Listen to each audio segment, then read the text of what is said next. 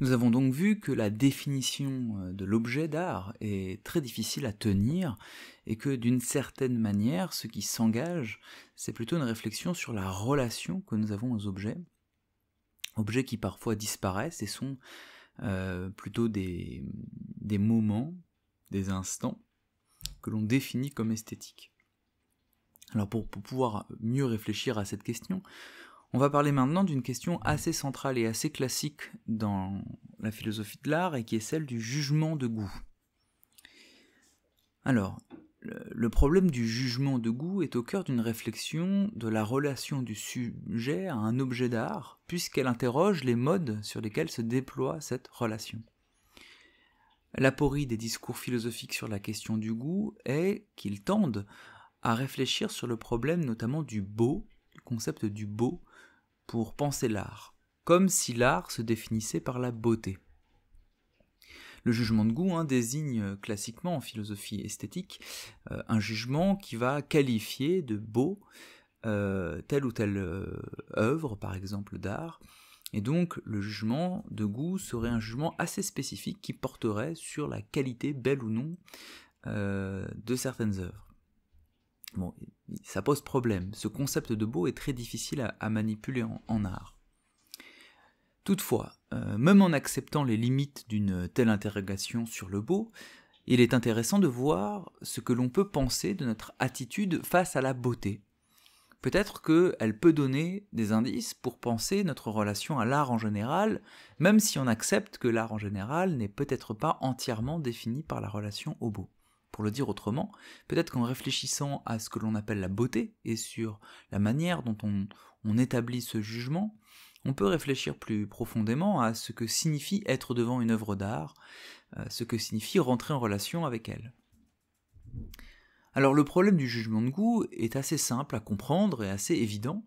Faut-il considérer que mon jugement est strictement subjectif ?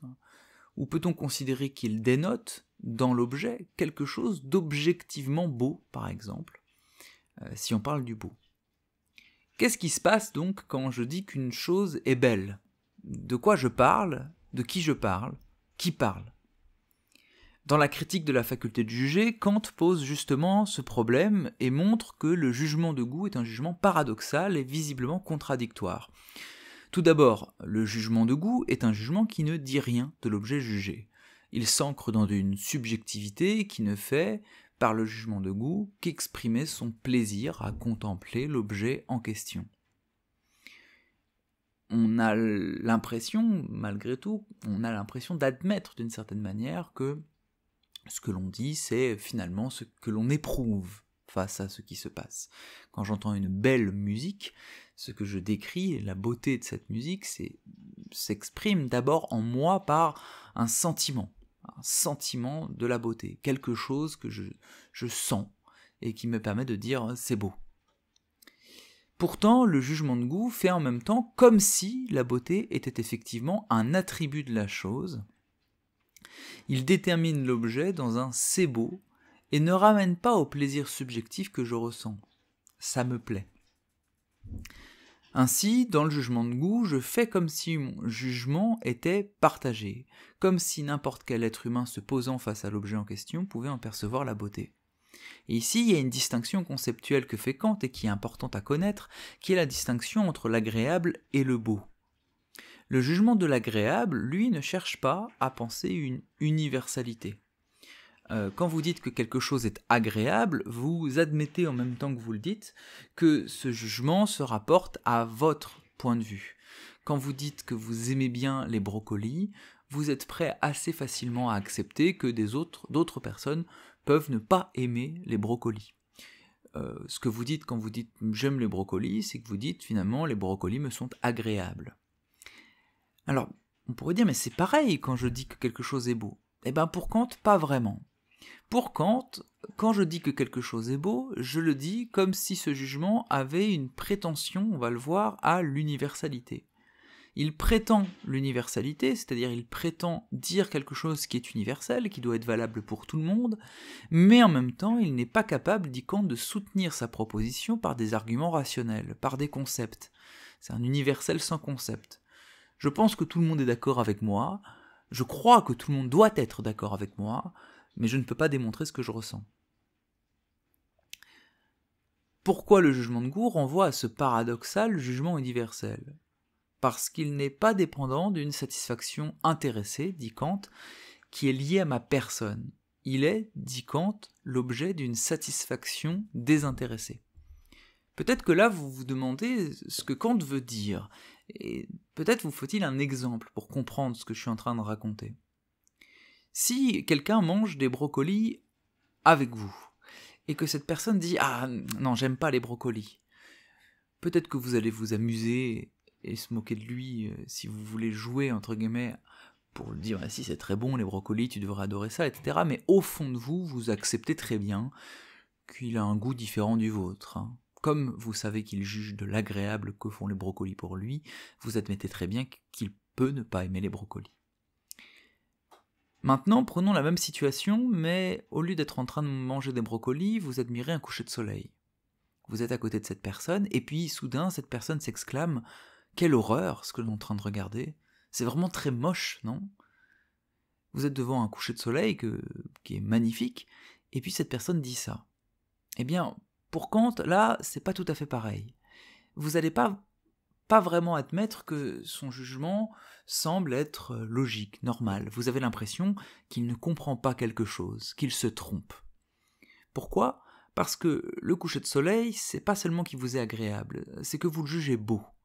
Et vous le jugez beau, et cette beauté est désintéressée. C'est-à-dire que même si le coucher de soleil ne provoque rien d'intéressant pour vous, c'est-à-dire il ne vous donne pas un plaisir spécifique ou un contentement spécifique lié à ce que vous pouvez en retirer spécifiquement de lui, eh bien vous êtes quand même capable de lui reconnaître quelque chose. Vous avez l'impression que la beauté du coucher de soleil est dans le coucher de soleil, alors que vous admettez que l'agréable du brocoli est dans votre appréciation du brocoli.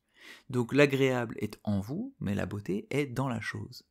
Et donc, vous avez le sentiment que ce jugement doit être universel.